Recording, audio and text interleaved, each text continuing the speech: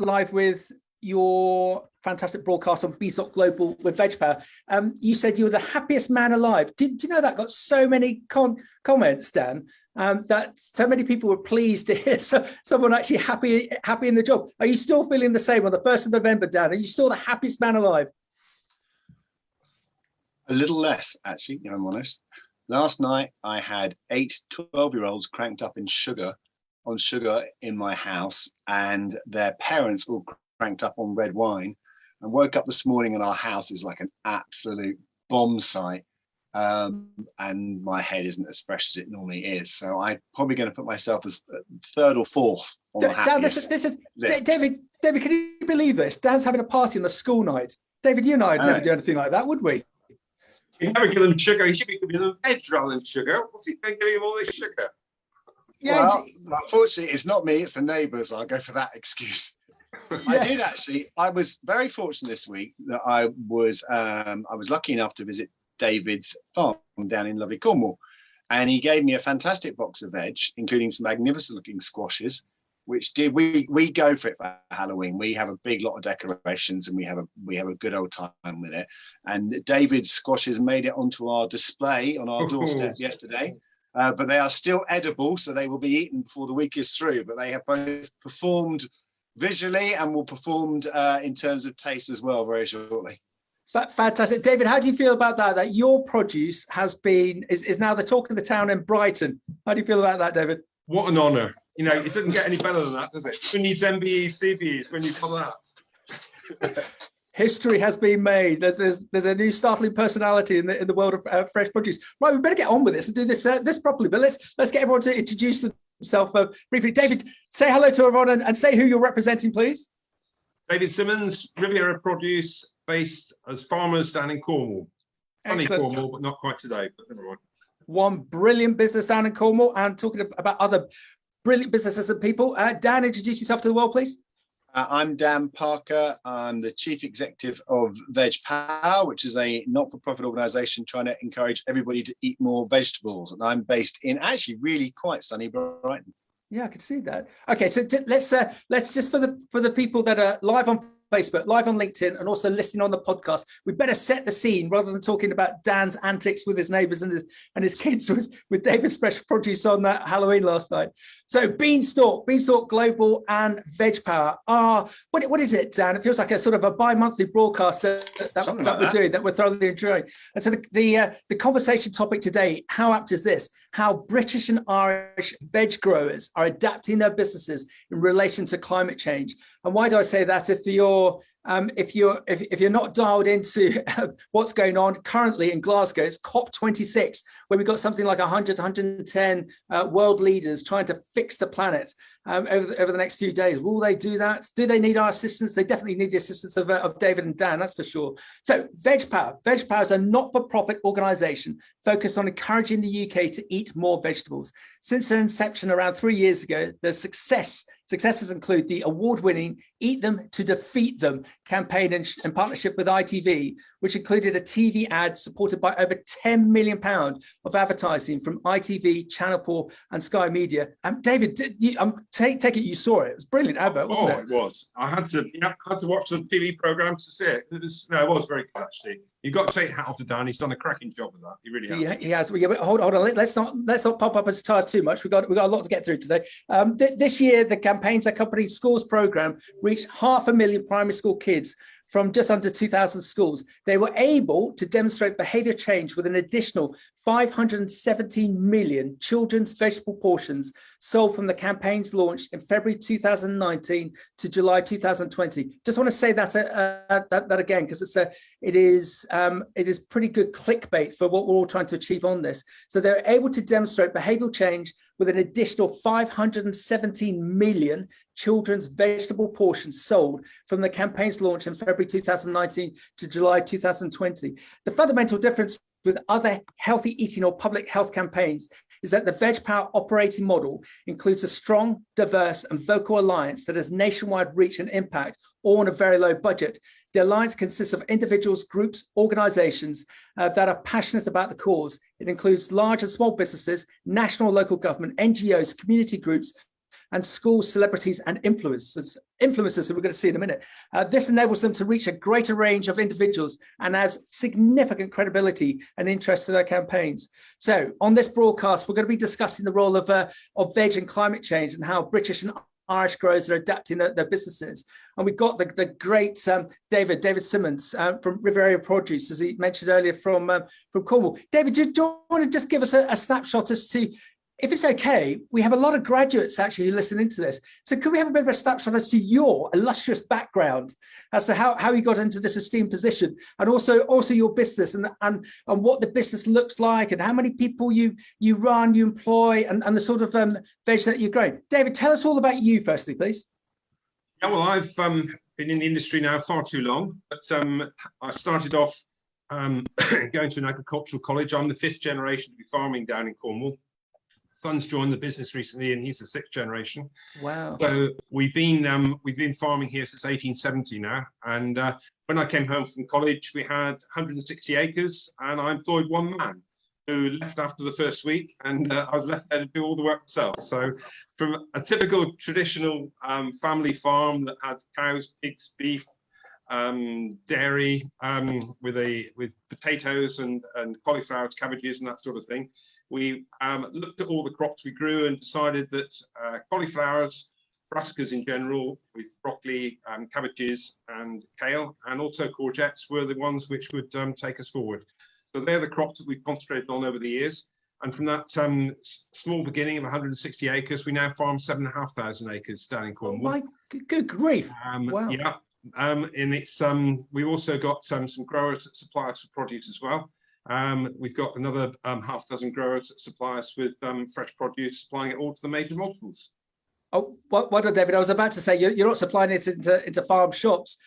So presumably, as we've seen that acceleration of the retailers, that's what's the figure, David? It's something like 75 or 82% of all fruit and veg consumed in the UK is sold through the retailers. So presumably yourself and your family, as you've seen that acceleration of that growth with the retailers, I can't think of the right word, but you sort of piggybacked on that growth and looked to supply them quality fresh produce ongoing. That's right. Well, traditionally we would supply the wholesale markets, starting off at the local ones, and gradually went further afield. We used to put an Arctic load of produce in for one of these wholesale markets every day. Whereas now, if they take a pallet or 1 or 2 pallets a day, that's about it. And all the attention now is with the supermarkets. So we've had to focus on the supermarkets. And, to be fair, they've really, promoted veg and done an excellent job selling huge volumes of veg. So we've got to take the hat off to how they've promoted our industry and kept us going, basically.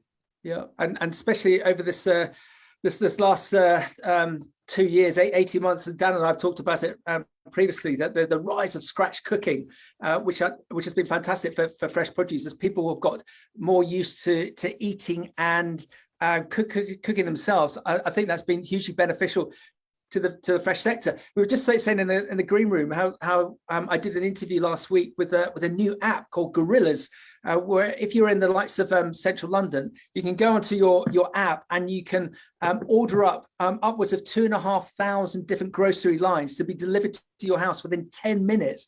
And one thing that they're majoring on, which will segue quite nicely into our conversation today, is the whole sustainability element. That they've got a view that people do their big shop Saturday and weekend, and by the end of the week, the nanas and the veg is potentially falling over, is starting to go a bit worse, God forbid, a bit soggy. Whilst if you use the likes of Gorillas, you can buy it on a just-in-time basis. So David, it's going to be fascinating. We probably won't see it in our generation, but the likes of your son coming into the business, it'd be interesting to see where the dynamics of who you're serving change, in that we may see these online delivery services start to bite at the ankles of the retailers. But David, we'll have to see. And David, what's the relationship with yourself and Veg Power, please?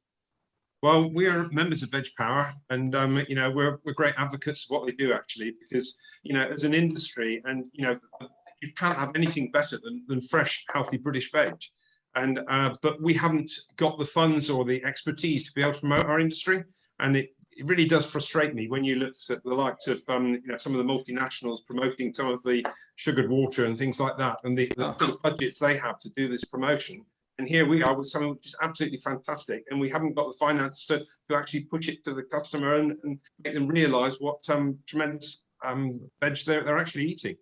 So with Veg Power, that's doing it for us, and we take our hat off to them and really appreciate the work they're doing.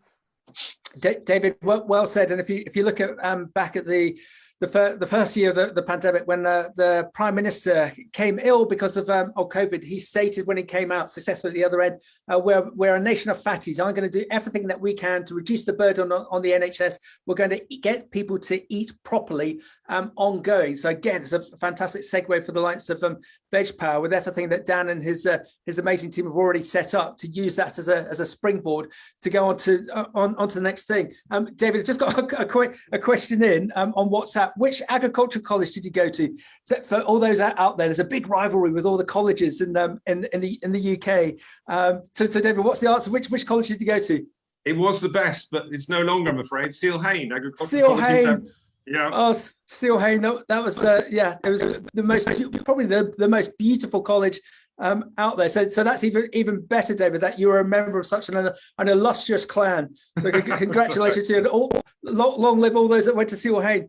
So come on, Dan, give us an update on Veg Power since we last spoke. How are you all? Where are you all? Where are you going next? Well, we're getting ready for the next big kids campaigns going out on the 28th of February. We've got over £3 million worth of advertising, once again donated by ITV, Channel 4 and Sky. And we're hoping to push our kids program out to 1 million kids, which will be very exciting if we do it. It's going to all come down to funding, but we're hoping that we can get the program out to 1 million kids, because that's where it really makes a difference. We've got some other things in the pipeline. We've got a very nice little campaign coming up around tray breaks, which is about trying to encourage people to put some extra veg in when they cook a tray bake and then turn it into an extra meal the next day very quickly, very easily. And we've got some fantastic celebrities coming in behind that, such as Michelin star chef Tom Aitken and Hugh Fernie Whitting Store, of course, will always support us. And the lady who does the roasting Tim, which you may have heard of, and a few other sort of Instagrammers and TikTokers and the other stuff the kids are listening to. And hopefully we'll get some good momentum behind that, just to inspire people in practical ways that they can get more veg into their homes and their diets. Thank you, Dan. David, last time we did this broadcast, it was like having a celebrity chef with us, because Dan was telling us how to tray bake. And when I got home, I actually did what Dan requested in the respect of it's quite a straightforward thought, Dan, isn't it? That's you make a tray bake, but you make it for 2 days worth of meals. So that effort that you put in can be spread over 2 days. And again, I just love that it's nice little niche things like that can encourage parents, families, couples to actually elongate the joy of cooking over a couple of days, so they can create more time by eating better. So Dan, are you going to do anything like that for us today? Well, actually, see, if we, as you mentioned, there was a lot more scratch cooking during the pandemic, and that's starting to drop away, right? And we don't want people to drop away, because we know that when people scratch cook, they generally eat healthy meals. It's also, frankly, it's good for the home, it's good for families.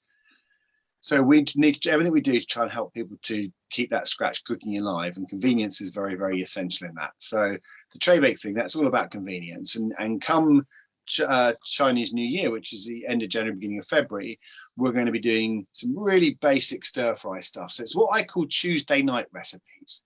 So people tend to focus on Saturday night recipes, when you use half your kitchen utensils, it takes an hour and a half, it costs you £15 a head, and it's a big deal. But actually, what most people want is a Tuesday night recipe when you can't be bothered, you're absolutely exhausted, you don't want to spend much money, you might not have what you thought you had in the fridge, and you just want to get through it and get the job done and have everybody happy. And that's the place where everybody needs support. And so the tray bakes is like that. And if we can give people just the basic mechanics of a stir fry, you can chuck almost whatever you can find in your fridge into a stir fry, right? And 5-10 minutes, boom, you got a meal, everyone's happy. And that's the way I think we can support people and encourage them just to get more veg into their diet on a daily basis. David, I'm smiling because it's like having a celebrity chef on board, isn't it? But he also describes it so well without it being in a kitchen. Dan, I think you've got another vocation. What do you think, David? Well, I'd love to come around for a meal, wouldn't you? Yeah. That'd be quite Yeah, entertaining. you'll be so disappointed. I taught the tour. Cobbler's children's shoes, isn't it? So maybe I'm the Mrs. Beaton for the 21st century. What do you reckon, Max? Should I go for that? Yeah, David, are we going to give a thumbs up or a thumbs down? No, definitely. But remind me and smack me on the back of the head with a courgette if I've forgotten this. Veg Power, the recipe books. What have you done with that? Because that is very powerful. Would be very powerful. Yeah, I mean we do have a recipe book that we created when we first. That's right. And we still sell them bits here and there. I haven't got many left now actually, but we've got a lot of digital recipes online. But we're increasingly interested in the simple, right? I mean, what we hear back from parents is that's all well and good, but please just give me simple and easy things to do that aren't full of stress. Yeah. Okay. Well said. And Dan, when would you like us to play this amazing video? Well, I think so. Let me give you a bit of background to it. And okay. I see there's a question that's come up in chat about this very issue. Yeah, you'll all know that about 30% of the UK's greenhouse gas emissions, greenhouse gas emissions are coming from food. And that means everything. That's imported food, domestically grown food. Food contributes about a third of greenhouse gas emissions here in the UK. Yet food's not on the agenda at COP at all. There is nothing on food at COP at all about how we can reduce that 30%. Are you serious? I didn't know that. Absolutely serious, right? Because people like to talk about energy as where these things tend to focus, and food doesn't make it onto the agenda.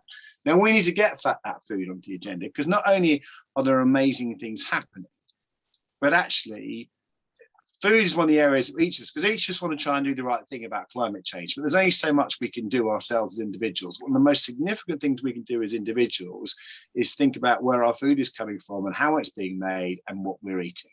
And that can massively reduce our own personal carbon footprint. Now, what we want to do with this video is not only sort of raise awareness around what a great crop vegetables are, you know, as in terms of the major food groups, there's none that has a better environmental footprint than vegetables, and even more so with those vegetables are made locally in our domestic markets. What's really surprised me, as I've learned more and more about the UK horticulture sector, is the amount of effort that's being put in by our growers here in Britain and in Ireland to even make even better their environmental footprint, to reduce their carbon footprints, their impacts on the water systems, and because there's absolutely best of breed of product you can buy. And so in order to acknowledge that and recognise that and communicate it to the world, we asked Hugh Fernie-Whittingstall if he would help us make a video celebrating just some examples of what British growers are doing. And we have created a very short film that we hope will circulate widely during the course of COP to remind everybody what an important part our sector has to play in the climate change debate. Excellent. Shall I press play? Press play, go for it. Okay, so this is David. David hasn't seen this yet. David, so he's still smiling at the end because he gets a mention. Hold on. So Jez, I always call this my Raymond Blanc moment. That's I always have an issue streaming live videos, so we'll see how we get on. Dan, David, can you just turn off your videos, please? Yeah. Okay. Here we go, everyone.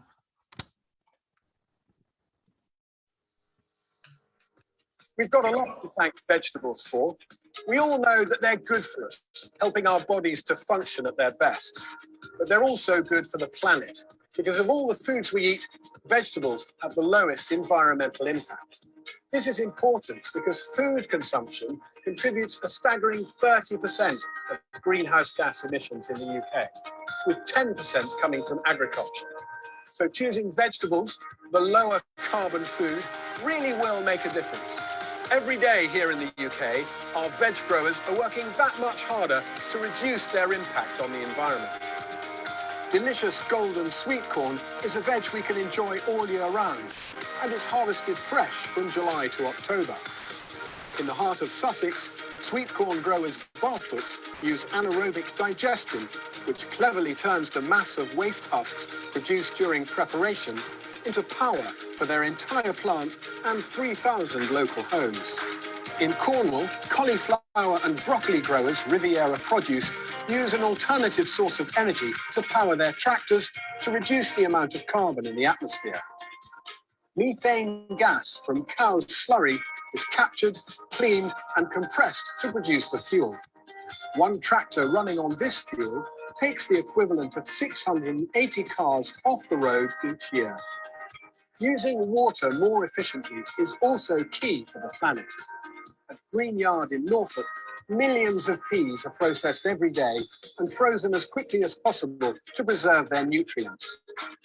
As this requires huge volumes of water, Greenyard has installed a wastewater facility that cleans the water before it's recycled back into the system. In the UK, greenhouses allow tomatoes to be grown all year round. EVG in Evesham uses solar panels and anaerobic digestion to reduce their environmental impact. And the surplus electricity and gas produced is returned back to the national grid for use in local homes. Mushroom producer Monaghan are recycling agricultural byproducts to produce the high-performing substrate in which the mushrooms grow. Once the mushrooms have been harvested, this spent substrate is in turn recycled to condition the soil on arable farms. These are just a few of the actions helping to make vegetables one of the healthiest choices, not just for us, but for the planet. So what can we do on a personal level? We can eat more veg.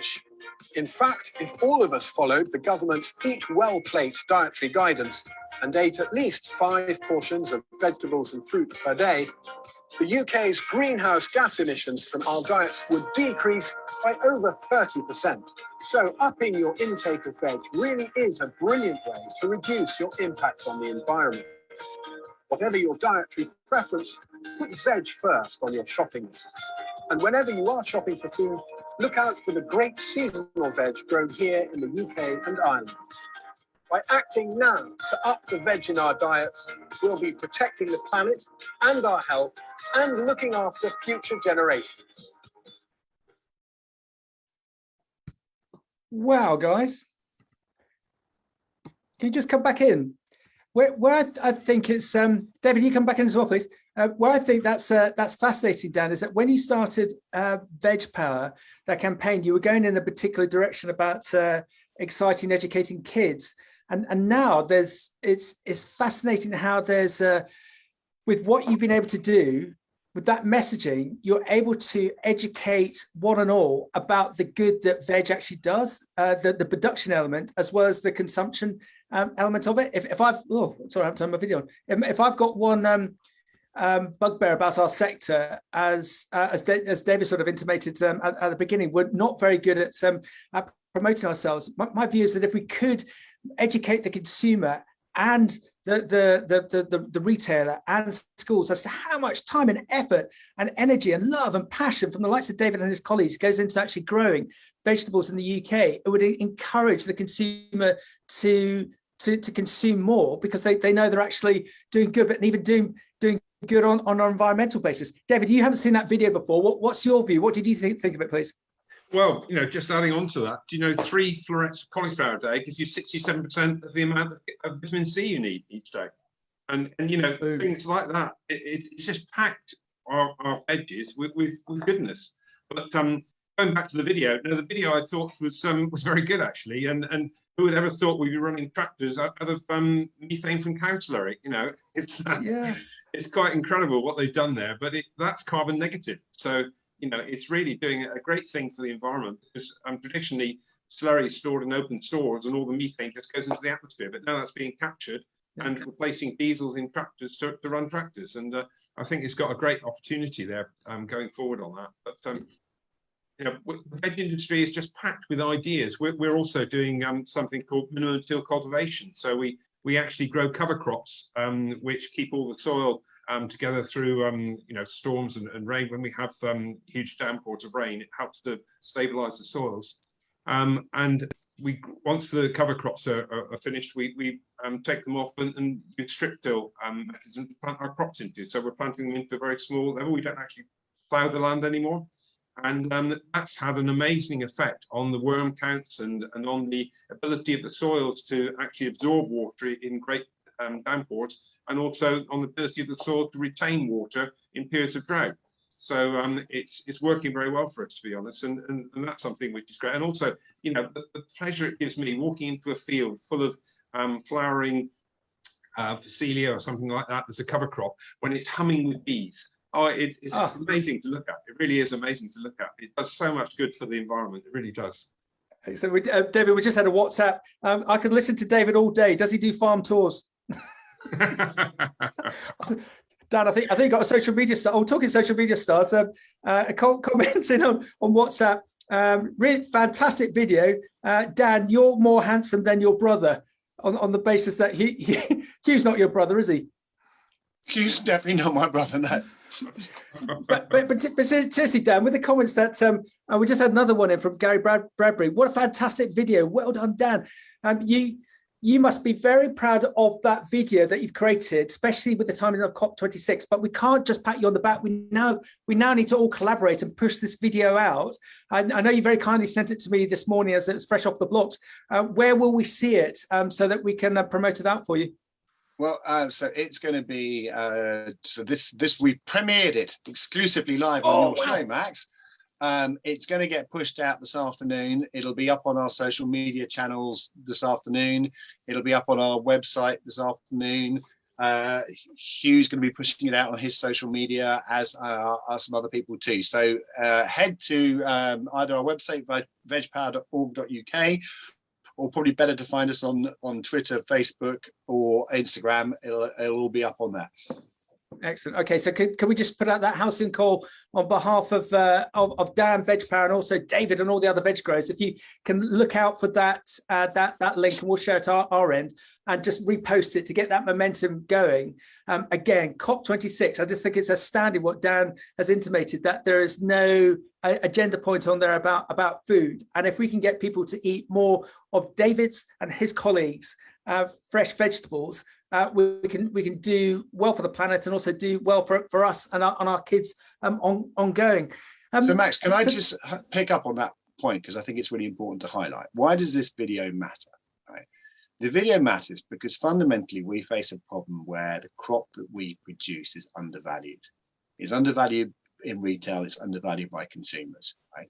But actually, we should be looking upon it as part of the answer to some of the biggest problem the world is facing currently. So, I mean, Gary also asks us about how we calculated our figure on CO2 reduction. And the answer to that is there's an analysis done by the Carbon Trust. And what they looked at is they looked at what we're eating and looked at what the government's recommendations are of what we should be eating. And if we switch between the first to the second, we'll see that reduction in our greenhouse gas emissions. Now, there's lots of component parts to that, particularly around eating less meat and things of that nature. But a big important part of that is to increase our veg consumption up to about 20% of our diet. At the moment, it's probably more like about 7%. Now, we need to, for the sake of the planet, etc., we need to get that message out there that we need to move from that 7% to the 20% for the nation's health and for the planetary health.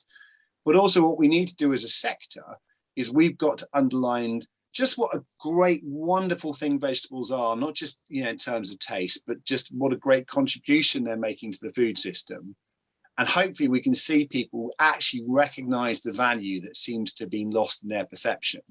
And we can start talking about making it so we can produce fantastic quality, brilliant carbon footprint product at a price that allows everybody across the entire supply line to actually make some money out of doing it. And we're not there at the moment. And if we want to have a healthy industry, it's the place we really need to get to.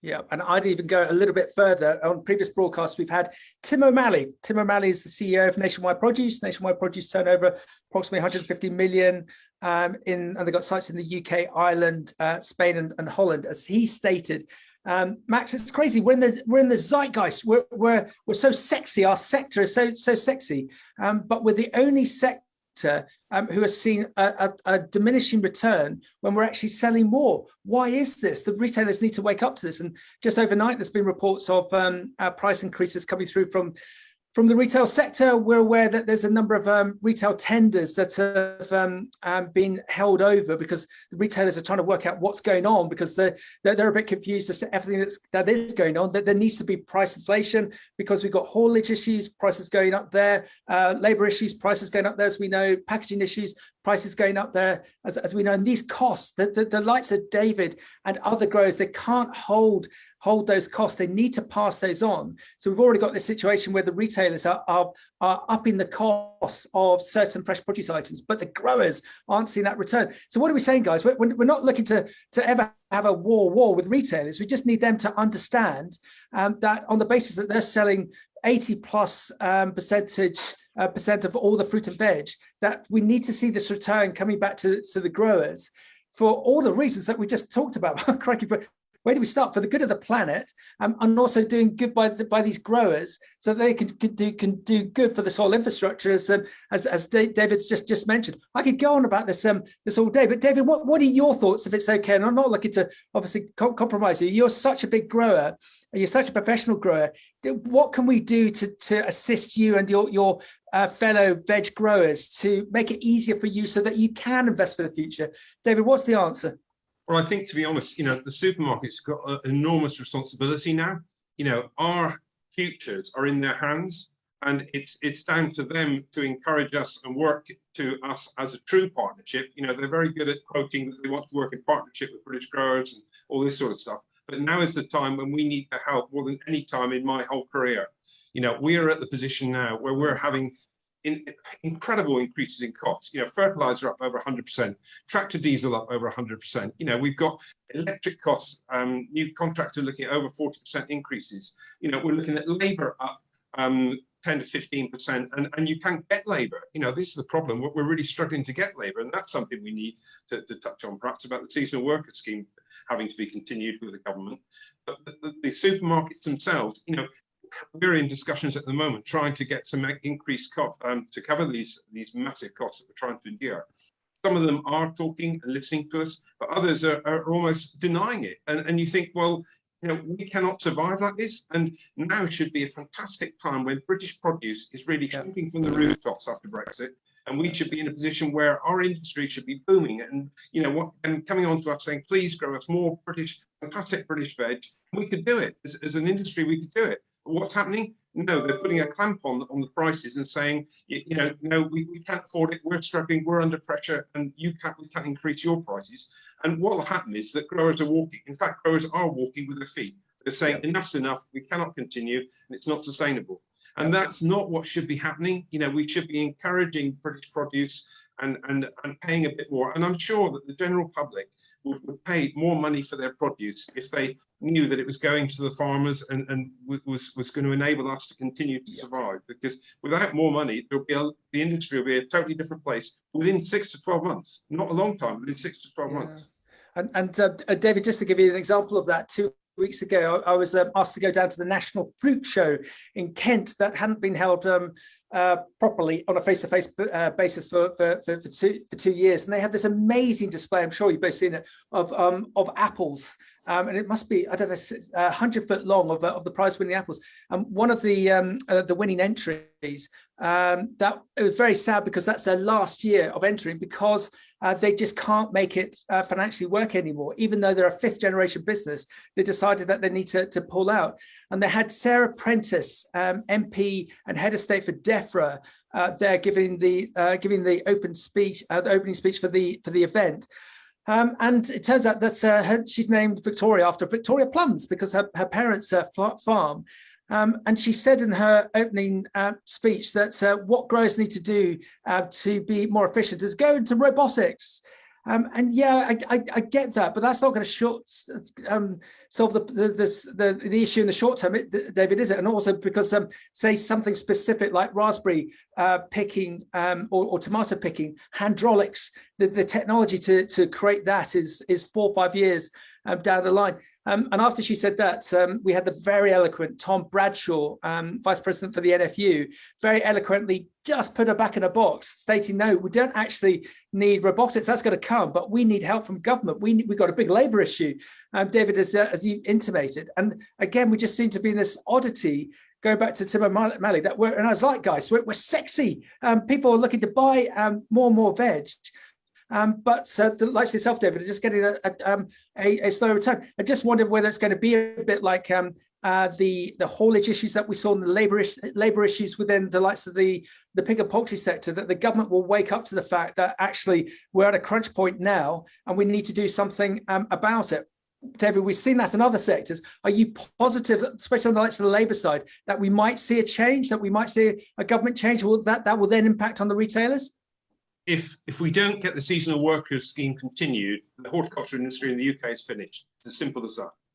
We cannot continue without labour at the moment. It costs millions of pounds to develop the machinery and the equipment for harvesting. It's such specialist equipment, and we're such a fragmented industry. If you think of all the hundreds of different products in the horticultural industry, and we've all got different requirements on automation and what we require, it's not one standard, one size fits all situation. So we need specific machines designed for our particular business, which is going to take an awful lot of money. And when you're in negative margins on some of the crops that we're growing now, how does that entice you into spending millions of pounds into trying to develop the automation? We can't do that. And it's, as far as the labour situation goes, our industry is something that's got to plan weeks, months, years ahead on how we develop and how we work forward. Here we are coming up to the end of the year. At the end of the year, the seasonal worker scheme is supposed to finish. If it's not continued, we haven't got an industry, and it's so last minute, and everything seems to be knee-jerk reactions and all that we're doing at the minute, and it's so difficult to plan. And to be honest, the whole industry feels scared at the minute because they don't know quite which way things are moving, and it's all changing so quickly with all the price increases and everything else that's happening that industry as a whole just doesn't know which way to go. And I know a lot of people that are saying, I've had enough of this. We're going to come out of horticulture and go into cereals. It's okay. It's much more easy to predict and easier to sort of manage, and the cereal prices are good. So there are alternatives out there, which really hurts me because I'm passionate about what we grow, and I love what we grow, and I feel that it's so important that we encourage British vegetable growers to continue growing. And it'll be such a shame if we lose this industry because of a lack of foresight. Because once it's gone, it doesn't come back. So we've got to encourage them. We've got to keep them in position now. And David, Dan, and I don't want to lose you. Or any of your fellow growers. And unfortunately, I don't know about you, Dan, I've heard this comment so many times before over the last month that growers are scared because they just don't know what's going to happen in the future. And it doesn't, as David says, it just feels like the government are doing knee-jerk reactions. If anything, the solution seems to be on the retailer side. And as we we're just talking in the green room, we've got the climate change impact. You just look back at that video about the impact that this sector can have positively on UK climate change. And David, Dan, this is such a great opportunity for growth. People want more and more fresh produce. So why can't the retailers pay David and the vegetable growers in the UK a little bit more? And David, you're not asking for a king's ransom, are you? Ask any farmer how to run a business with no money, and they'll tell you, they'll give you a lecture on it. They just need a little bit more margin to be able to invest in the future to assist this climate change impact in a positive manner and create this opportunity for growth for the retailers. David? Retails haven't gone up for about 20 years. On our sector, and it's scary. Our prices which we're getting now are less than what we had 10 years ago, and you think, well, how can you keep taking costs out of the system year on year when we've had these increases? You look at the labour gone up 30% in the last 8 to 9 years or something in costs and things like that. It's tremendous increases we've had to absorb over the years, but now we're coming to the point where it's all trimmed to the bone. And the trouble is, farmers are notorious for crying wolf. This isn't the time when we're crying wolf. This is the time when we need action. And I know for a fact that the Brassica sector will be severely reduced come next summer, where people have already said enough's enough, and they've put it into wheat. And that won't be pulled back. And I think that we're not crying wolf anymore. This is reality now. The sector needs help urgently. And Dan, you're in a fantastic scenario here, that when you started Veg Power with your colleagues, you were looking to promote consumption of fresh produce to better the health of the nation. Now, Dan, you and your colleagues, you actually might be able to help us. You might be a bit of the solution to the magic bullet in the respect of persuading consumers to buy more veg, and retailers waking up to the fact that there's been no price increases for David and his colleagues for years. And if they invest into the UK veg sector, it's going to be beneficial to those retailers. It's going to be a great opportunity for growth. Dan, can you help us? Well, I think you need to break this down into several parts, right? It's very easy to put a focus of blame onto retailers, but I think we need to look a bit wider. We need to start with the government. So there's one of the questions that came through from Antoinette was about what we would be asking policy leaders to do. And as all the pieces are moving, aren't they, at the moment, with this coming out of the European Union, with the AHDB most likely taking a backseat role in horticulture, we've got a lot of pieces moving. And what the government needs to do is, I feel in DEFRA, is make a substantial, it needs to vote with its money in favour of horticulture. So we need a properly constructed plan that supports the industry in a way that we've not had before across a range of issues that I don't fully understand because it's not my job, but David would understand better around crop sciences and what have you, etc. And they need to set aside a fund of something like about £100 million that is designed to support British horticulture. So we know as a starting point, the government is committed to the future of the sector within this country. And that hasn't happened yet, and that needs to happen, right? The second thing is we also ask our policy leaders to make sure they're supporting us in their trade negotiations and the other things they're working on that's going through in terms of the environmental bills and agricultural bills that are going through that are aimed at supporting British horticulture. The next thing, and this is where what Veg Power's role is we need to get the British consumers valuing their veg, because the reason why a bag of carrots is 39p is because the British consumers do not put a great deal of value on a bag of carrots. Okay? And the fundamental problem that we need to address is that perception of it being treated like a commodity product. Because if consumers treat it like a commodity, supermarkets are treated like a commodity, and it will go around in circles, and that ultimately just puts price pressure on folk like David. If consumers are appreciating the fact that actually a piece of broccoli coming from David's farm down in Cornwall is a better choice for them, it's a better choice for the planet, it's a better choice for our country, it's a better choice for our rural communities, then what the supermarkets and everyone will see is a willingness to pay a greater price for a better product. And that's how we get to win. We get to win by producing a better product. And much the same way as many other sectors, we won't compete on engineering or steel or these things with the cheapest around the world. What we'll compete at is with the best in the world. And what we need to be at in horticulture is the best in the world at producing fantastic product with a great environmental story that actually costs a little bit more at point of purchase. And I think that's what Veg Power has to try and establish in people's heads, is to highlight that value. Yeah. And are you up for that challenge, Dan? Am I up for that challenge? Well, that's I've signed up to do this. It's a 10-year project. We're only 3 years in. We've got a very, very long way to go. And one of the shouts we're going to be asking the government is I think they need to be promoting healthy food products more vigorous than they are now, if they want to address these issues. I'm seeing tomorrow morning the new boss of the new health promotions department within the Department of Health, the people that pass PHE. Wow. Okay. And my question to him is going to be, we know what it is that we need people to do to improve their health. We've just got to find a way to encourage them to do it. And that means you need to get out and make some really great noise about the things we would like people to do. And what we'd like people to do is to eat, not just us at Veg Power, but what we as our scientists and our doctors would like people to do is to eat more vegetables. And the government need to get behind that. Because as David said towards the beginning of this session, is the money doesn't exist inside the sector to compete toe to toe with the fizzy drinks and crisps and other things that people might eat. The margins aren't there. But if that's what the government want people to do, they need to step up into that and get behind it. Yeah, and I love that comment. I'm sure you do as well, David, about 100 million to be invested into the sector. Good God, we spent 32 billion on a track and trace app that no one uses. I wonder if there's any money behind the sofa that could be directed into this sector instead. National food strategy, Dan. A lot of people been hoping that as it goes through the white paper stage with Mr. Dimbleby's involvement on it, stating that we should be taxing high sugary food, high fat food, that's actually going to be a direction to all of us to eat more of David and David's growing colleagues more food. What's your view of the national food strategy today? Is that part of the solution, please?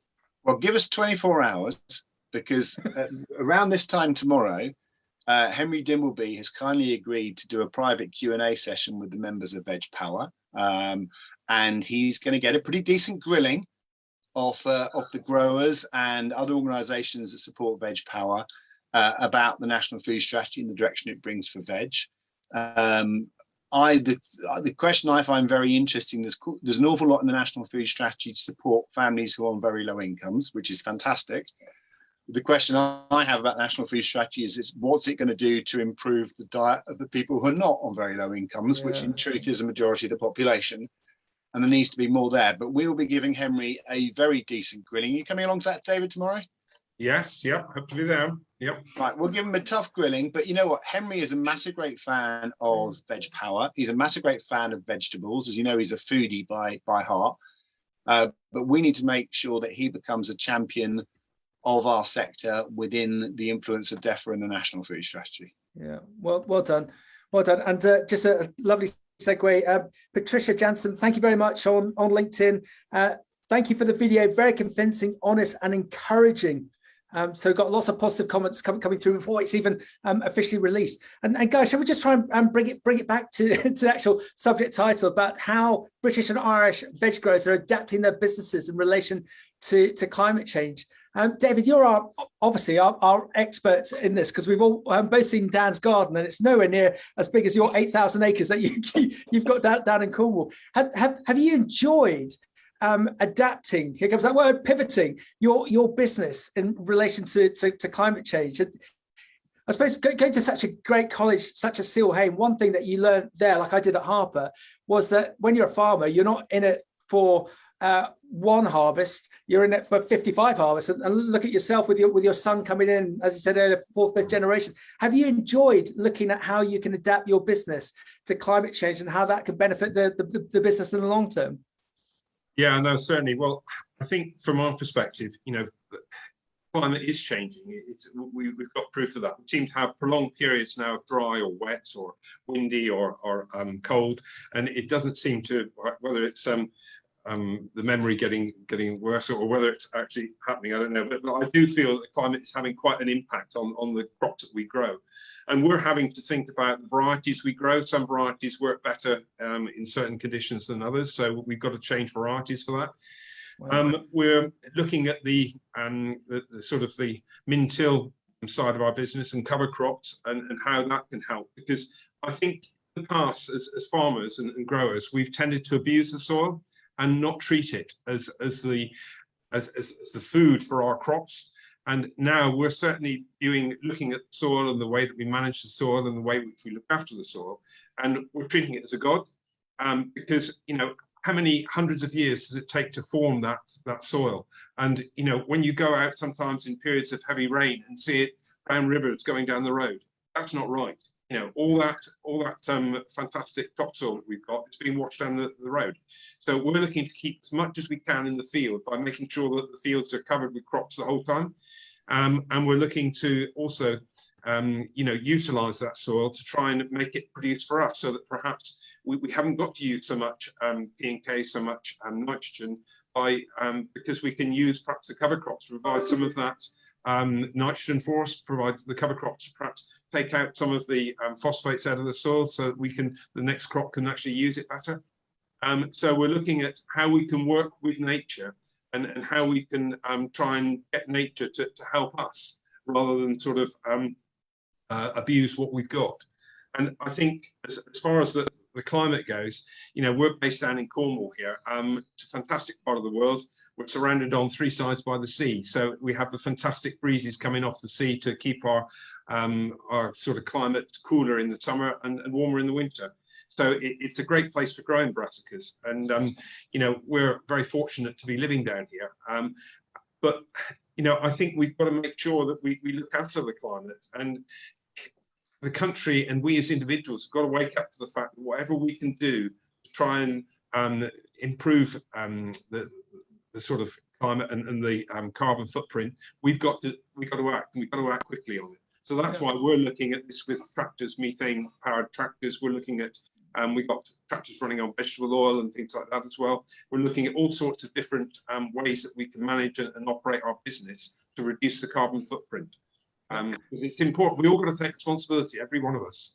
Yeah, and David, well done. Hugely eloquently put across. Just a question in from a friend of mine who's a nutritionalist. He's based in London, and when I've spoken to her at length previously, she says she doesn't understand the countryside. So you'll appreciate this question. David sounds like a fantastic farmer. Is David singing alone, or are other growers just like David? Are you working on a solo basis, or all growers as good as you on a regenerative on this basis of adapting your farm for climate change? Well, I think it's probably fair to say we've been leading the way with it, but now there's a lot of people looking over the gate and coming to see us and everything. And when we sort of do soil pits in fields, and we've done a few of those recently, where we have local farmers come and have a look at the worm counts in the soils and the soil structures and how things are improving. I think it's sort of beginning to dawn on everybody now that, we've got to look after these soils. And as you said earlier, it's generation upon generation. It's our responsibility to try and improve the soil, not destroy them. Yeah. So it's very important that we take our responsibility seriously. With David's son now in the business, how can David see his son looking to envisage the business on a climate change basis 20, 25 years down the line? What do you want this to look like 20, 25 years down the line, I suppose, David, is the question, in respect of your farm? I don't want us to be growing oranges and bananas. I hope that the climate in Cornwall will stay fairly similar to what it is now, and that we'll be in a position that we've learned how to work with the climate and how to work with our soils to grow fantastic veg and perhaps reduce some of the imports that are coming in. I think the more British veg that we can grow in the UK, the better it is for climate.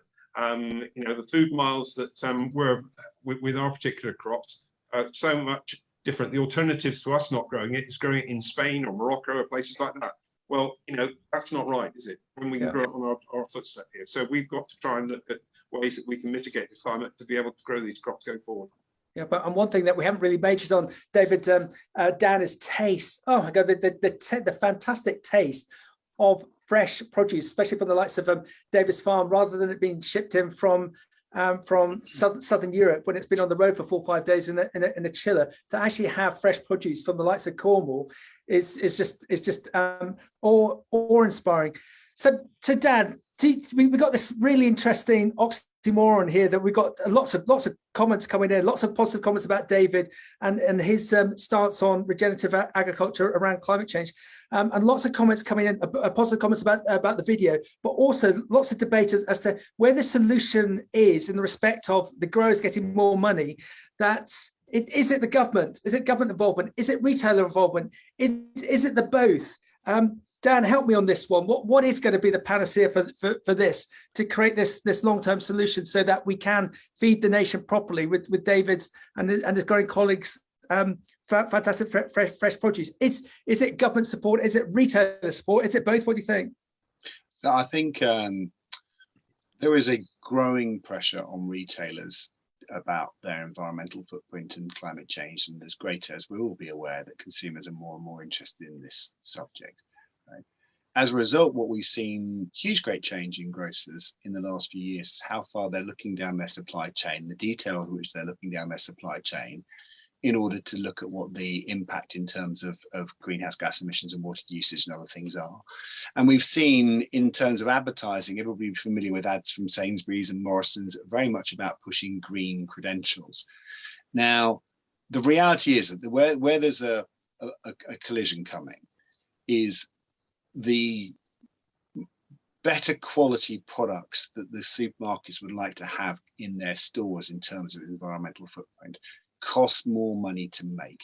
So that means, if you want a really good quality product in terms of climate change, it's going to be made here in the UK, right?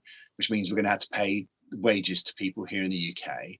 We're going to want it made using efficient energy sources like the methane gas system that Dave has put in place, and the anaerobic digestion and the solar plants we've seen in the video, all of which cost money, all of which cost investment, all of which require certainty over the future. And this pressure downwardly on price, there's a point at which you simply cannot produce the product that they want at the price that's being afforded. And I think we're at that meeting point now. And I suspect the way it will crunch out, I fear that we're going to end up with a smaller but better paid horticulture sector in the UK, which is a shame. And I suspect we'll probably end up more like a 70% import rather than the 50% import. But that 30% will get paid more money and be able to produce better quality produce. That's not a good conclusion, but it feels like the path we're on. And I'd be very interested, David, in your views on that in half a sec. What we've got to do is we've got to increase the insistence by the British consumer that what they're getting is produced here in the UK to high standards and with fair wages. And if we can get the consumer motivated behind that, then the supermarkets then will have a requirement to deliver it. And so it's about encouraging people to buy seasonal veg, encouraging people to ask where their veg has come from, how it's been made. And the more we can do that, the more it's going to create the positive forces we need so that we end up where we want to do, which is the decent size British horticulture sector that actually is operating good, clean product at a viable price that allows people to make a living. It's not a lot to ask, but I think we need that consumer pressure to make it happen. But I don't know, David, I'm going to throw that challenge to you. Whether you, I fear we're heading towards a smaller but sector at the rate we're going.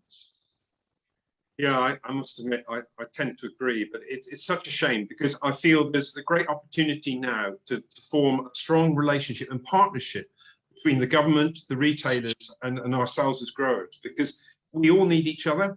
And, you know, if we could all work together, you know, surely we could have a fantastic future for British veg, and we could also create a much healthier country to live in amongst the population. How much does, you look at obesity in the UK, it's the worst now it's ever been. How much does that cost the NHS? The NHS is in crisis. You know, they're talking about needing billions to get the NHS sorted. You know, well, if we could stop people going into hospital by giving them a healthier diet and giving them the opportunity to have better diets, you know, surely that would save everybody money. It's a win-win for everyone. And it's sort of staring us in the face. But I don't know, but nobody seems to have the will in government to actually do this. They talk the talk, but they won't walk the walk. And I think it's so important that, you know, the government takes responsibility for this and say, right, you know, we will push this, we will lead this. If they want cheap food, that's fine. But, you know, subsidize it, do something which helps the farmer to produce that cheap food, to be able to offer it out. Because, you know, it's not price that matters. You know, we offer a lot of surplus veg to food banks, and the amount they take is awful. It really is. You know, people don't know, on low incomes, don't really know how to cook veg. Yeah. Now, that's probably another story, but surely this should be taught in schools. Go back to teaching it in schools, how children can cook veg and use veg and utilize it. And it's such a shame, really, that we as a country, we've got the answers looking at us right in the face, and we can't see it and act on it to do, because it needs joined up thinking to take it through. And that's what's got to happen. But hopefully it won't be too late. And David, just back to your point about the NHS and what Dan said earlier about it only needs, because they crunched the numbers, 100 million of government assistance to assist the sector. If you look back at tobacco, I think there's big comparisons to be had here. Yeah. That the government were very willing to put the squeeze on the tobacco sector because of the huge pressure it was putting on the NHS at that point in time, knowing they weren't going to get the tax income from people buying fags, but they did it for the good of the nation. And now we've got a situation where we don't have, David, unless you tell me otherwise, your veg isn't taxed like tobacco is. Your product does fantastically good. So we're not asking a huge amount. We're asking for mere pennies from the government to assist to bolster the education of veg with the likes of Dan and his team to go to that next stage. But guys, it feels like we're at a crunch point. It's going to go one of two things. I'm always an optimist, and I believe it's going to go the way of yourself, David, and the way of you, Dan. What do you think, Dan? Well, I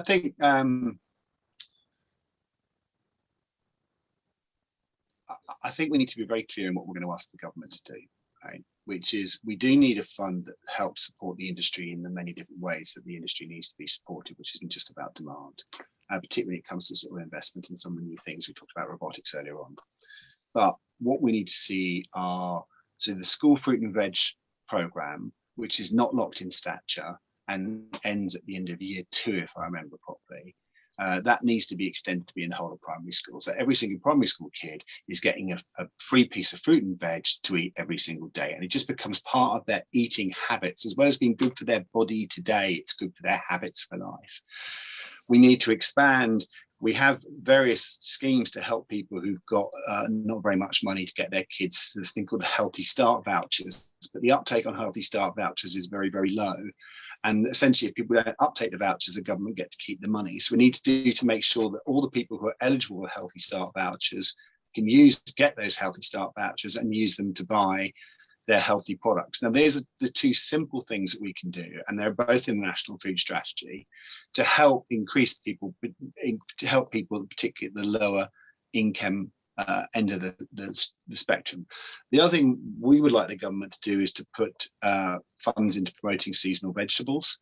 Ideally, we'd like them to give us the money to promote funds for seasonal vegetables, but frankly, I don't care as long as somebody does it, because we've seen how impactful good quality advertising can be. If you think about This Girl Can, or you think about the cigarette advertising or the seatbelt advertising and stuff like that, is that good quality advertising can reframe how society thinks about things. And we need everybody to get in the mindset that says, if you're buying seasonal British veg, it is better for you. It's probably going to taste better to you. It's going to support your communities, your rural communities. Great Britain PLC is better for the planet. It's a massive, massive win. So if we take, for example, sometime around June, David's going to start picking his crop, right? And the broccoli will still, I'm talking about his broccoli crop now. The broccoli will stop coming from Spain, and it will start coming from Cornwall and the other corners of the UK where we grow it. At that point in time, we should all be rushing to the shops and buying broccoli more than we've been buying broccoli in the 6 months beforehand, stir frying it, sticking it in salads and loving that broccoli.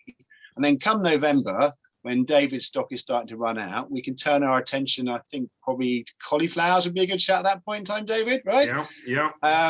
Right. And if we all think that way and actually start eating with the seasons and eating with nature, right, then we're going to be not only helping to protect businesses like David's and the jobs that go with it, but actually, we're going to be saving our planet, which is what we're here to talk about today.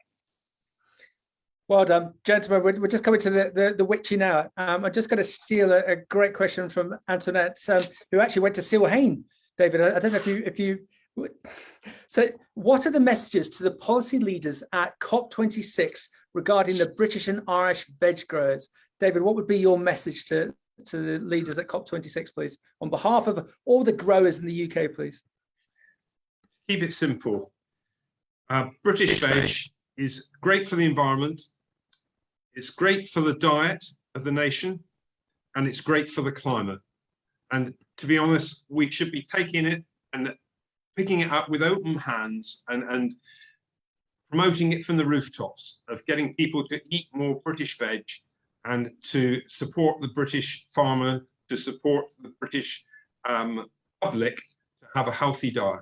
And it's all there within our hands to actually deliver. And we can all do it if we work together and promote it. Fantastic.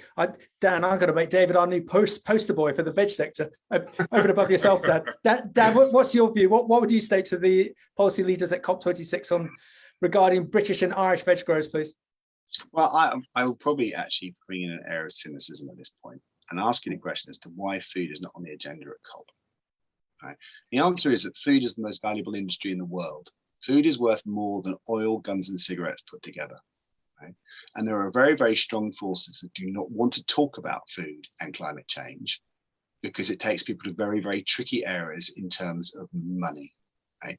And we need to make sure that food is at the forefront of our considerations. Just to sit next to energy, at the forefront of our considerations about saying, if we want to stop this planet burning to pieces, we need to be thinking about our food. If we do that, it leads a path to British and Irish growers, because it needs to be behind every £2 t-shirt and 19p bag of carrots. There's a bad story in terms of the impact on the planet. And that's the thing that we need to ask them to change, is start talking about this subject and not pretending it doesn't exist. Gentlemen, well done. I think this broadcast has been exceptionally good to have David, you can see why Dan is the powerhouse that he is. It's great to have someone, an advocate like him, who understands the nuances of politics and the health system, but understands also how you operate and your needs and your requirements. I think it's brilliant that we've got, thank God we've got Dan on board, and likewise, David, to have you on, and bless you to be vocal about what everyone is saying in the respect of the retailers. We love you, but we need you to help us. We need you to help David and the other growers. And as David intimated, he's not looking for huge amounts of new money. He just needs a little more to be able to invest for the future, to be able to create this positive climate change impact. So all credit to both of you. And Dan, that video, my phone's alight with a number of people enjoying it. The premiere, we should have been wearing a tux, David. I don't know where mine is. So thank you very much for allowing Beanstalk to premiere that video. And when it comes out this afternoon, we'll make sure that we share it wide. And Dan, we've just got to give a big Veg Power shout out, and in respect to the collaboration, that we've had some great people on. We had Toaster Seeds last time out. We've got David here, and I'm sure we're going to have others. Dan, would you like other people to join you from the veg community in the UK? Would you like more collaboration? Would you like more people to join you as members? Of course we would. That's a perfect question, Max.